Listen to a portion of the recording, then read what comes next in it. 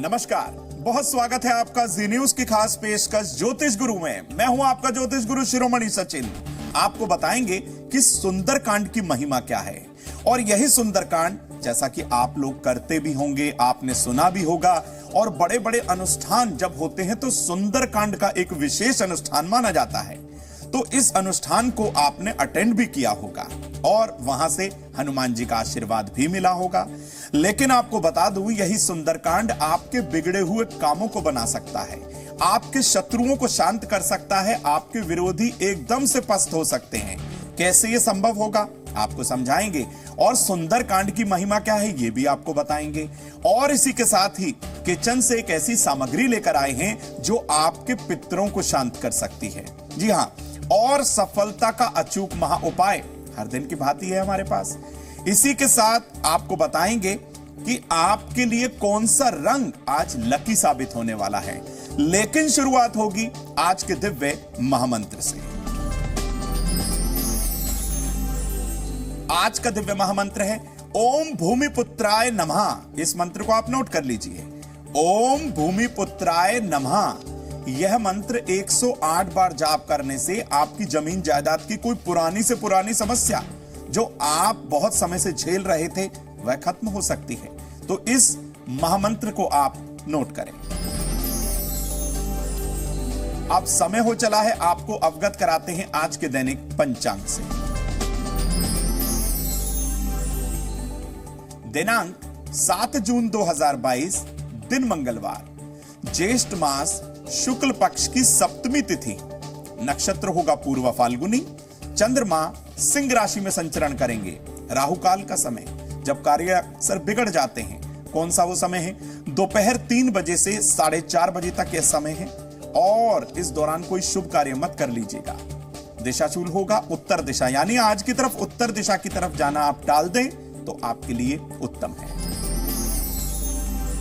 विषय की ओर आते हैं और आपको बताते हैं सुंदरकांड की महिमा क्या है, क्या महत्व है इसको करने का।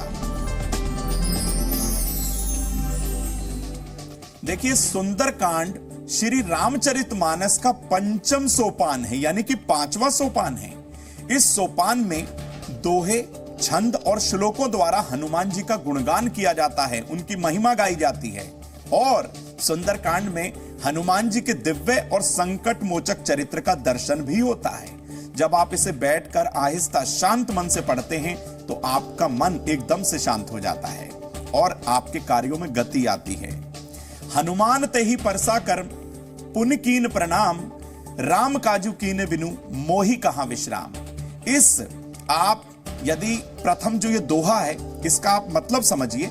ये सुंदरकांड का जो प्रथम दोहा है, इस दोहे से हमें सीख लेनी चाहिए कि परिश्रम जो है वही प्रधानता है। परिश्रम के बिना कुछ कार्य सिद्ध नहीं होगा और परिश्रम के बिना कोई कार्य आप चाहें कि सफल हो जाए तो यह लगभग मुश्किल है। सुंदरकांड में हनुमान जी ने अपने भक्ति और बल से देवी सीता की खोज की थी। इसलिए सुंदरकांड का पाठ करके आप हनुमान जी को प्रसन्न कर सकते हैं और उनकी महिमा, उनका गुणगान करके आप अपने किसी भी कार्य को सिद्ध बहुत आसानी से कर सकते हैं। एक बात और बता दूं, मनोवैज्ञानिक तौर पर आत्मविश्वास और इच्छा शक्ति को बढ़ाने वाला है यह सुंदरकांड, जो व्यक्ति की मानसिक शक्ति को एकदम से मजबूत कर देता है, एकदम से बलवान कर देता है। कुंडली के पापी ग्रहों को यह शांत कर देता है। इतना जबरदस्त है ये सुंदरकांड के पाठ की महिमा। किसी भी शुभ कार्य पर यदि आपने सुंदरकांड का पाठ कर लिया तो उस कार्य में कभी विघ्न नहीं आएगा, यह मानी हुई बात है। अब आपको बताते हैं कैसे विधिवत सुंदरकांड का आपको पाठ करना है और कौन कौन से इसको करने से फायदे होते हैं। और यदि आपने इस पाठ को विधिवत कर लिया तो आपका असंभव से असंभव कार्य चुटकियों में सिद्ध हो सकता है।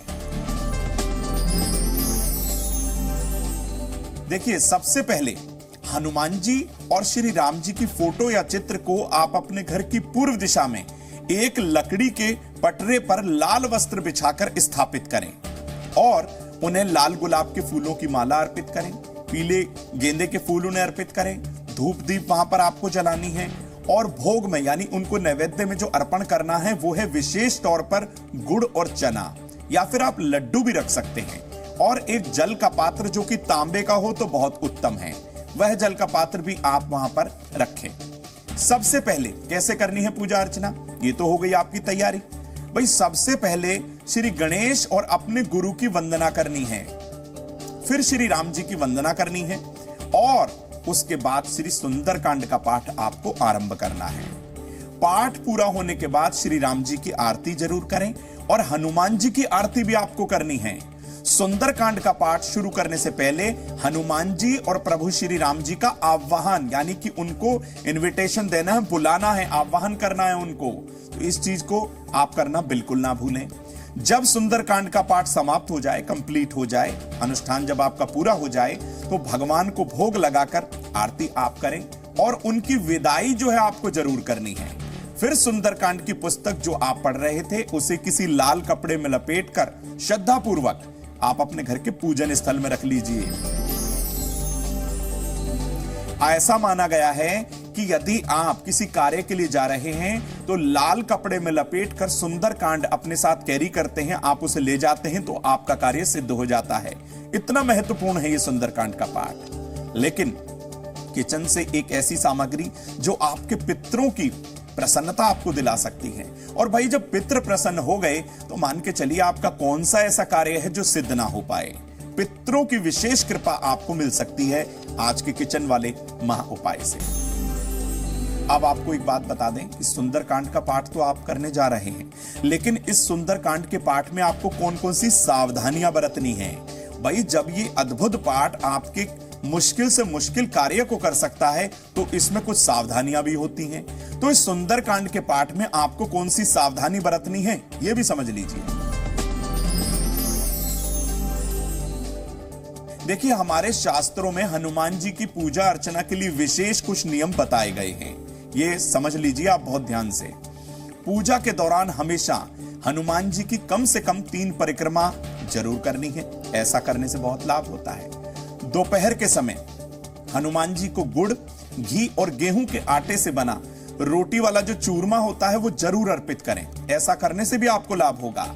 और सुंदरकांड का पाठ करते समय हनुमान जी को असली सिंदूर, शुद्ध चमेली का तेल, जनेऊ, चांदी का वर्क, गुलाब के फूल, बूंदी वाला लड्डू और एक गुलकंद वाला मीठा पान जरूर अर्पित करें।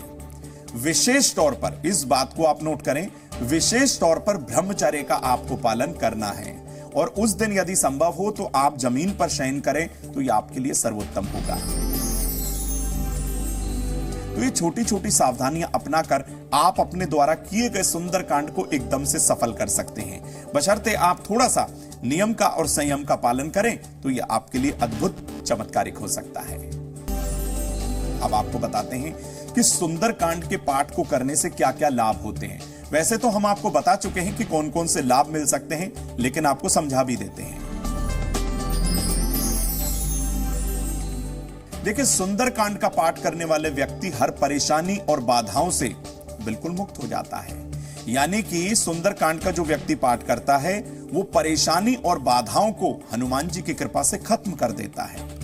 जिसकी कुंडली में मंगल नीच का हो, यानी कि मंगल कर्क राशि में विद्यमान हो, लगन में, चतुर्थ में, सप्तम, अष्टम या फिर द्वादश भाव में हो, जिसको शनि राहु केतु ने बहुत परेशान कर दिया हो, यानी पापी ग्रह उसका जीना मुश्किल किए हुए हैं और मानसिक स्थिति गड़बड़ा गई हो, शारीरिक पीड़ा से जीना दूभर हो गया, क्या करना है? सुंदरकांड का पाठ आपको जरूर करना है और दक्षिण दिशा की ओर मुंह करके आप इस सुंदरकांड के पाठ को करें तो तमाम परेशानियां खत्म हो जाएगी। जिन बच्चों के पंचम भाव पर, भाई बच्चों के पंचम भाव यानी उनकी विद्या का भी भाव है, और जिन बड़े लोगों के भी पंचम भाव पर पापी ग्रह या फिर अशुभ ग्रहों की दृष्टि हो, पंचम भाव में पापी ग्रह बैठ गए हों, तो सुंदरकांड का पाठ सुबह के समय किसी हनुमान मंदिर में करेंगे तो आपको लाभ त्वरित होगा। एक बात और बता दूं, यदि आप शत्रुओं से परेशान हैं, कर्ज से छुटकारा पाना चाहते हैं और मुकदमेबाजी से आपको कोई राहत नहीं मिल रही, इसी के साथ साथ आपको बता दूं बहुत सारी मुश्किलें आपके जीवन में हैं और समस्त कार्यों में आप विजय चाहते हैं, तो आप हर मंगलवार और शनिवार के दिन शाम के समय सुंदरकांड का जो ज्योतिष गुरु ने आपसे विधि जो साझा करी है उस विधि अनुसार सुंदरकांड का पाठ करिए। आपके तमाम कार्य, तमाम मुश्किलें एकदम से खत्म हो जाएंगी। अब समय हो चला है सफलता के अचूक महा उपाय को आपके साथ साझा करने का। तो क्या है सफलता का अचूक महा उपाय, समझते हैं। 11 हनुमान चालीसा की पुस्तक आज ही के दिन किसी भी धार्मिक स्थल पर या किसी राम मंदिर में आप रख कर आएं, आपको फायदा होगा, आपका कार्य सफल होगा। अब समय हो चला है माताओं बहनों की सेहत और उनके सम्मान की बात करने का। माताओं बहनों की सेहत में आज हम बताने वाले हैं, यदि वो नींद ना आने की समस्या से बहुत समय से परेशान हैं तो क्या करें। भाई रात के समय जीरे वाले पानी का आप सेवन कर लीजिए, एक बार करके देखिए, हर तरीके से आपका डाइजेशन भी अच्छा रहेगा और रात में नींद भी आपको अच्छी आएगी। बात करते हैं माताओं बहनों की सम्मान यानी कि उनके रेस्पेक्ट की, जिसकी वो हमेशा से हकदार है। आज के दिन हनुमान जी को पीपल के पत्ते पर राम राम लिखकर अर्पित कर दीजिए, एक बार करके देखिए, प्रभु श्री राम और हनुमान जी दोनों की कृपा आप पर जरूर होगी। अब उस रसोई घर के महा उपाय को आपके साथ साझा करेंगे जो आपके पितरों की शांति करेगा और आपके घर में धन की बरकत जरूर करेगा। भाई रसोई घर से आज हम लेकर आए हैं थोड़ा सा गुड़। इस गुड़ का कैसे करना है प्रयोग, एक टुकड़ा गुड़ तांबे के लोटे में जल भरकर आप उसमें डालें और पीपल के वृक्ष की जड़ में इसे अर्पित कर दें। ऐसा करने से आपके पितरों की शांति जरूर होगी और उनका आशीर्वाद आपको जरूर मिलेगा। तो ज्योतिष गुरु ने आपको बताया कैसे सुंदरकांड का पाठ आपको करना है, क्या उसकी विधि है और कौन सी सावधानियां बरतनी है और कौन कौन से कार्य आपके सिद्ध हो सकते हैं। फिर किसी नए विषय को लेकर ज्योतिष गुरु आपके समक्ष आएंगे, तब तक के लिए देखते रहिए जी न्यूज। नमस्कार।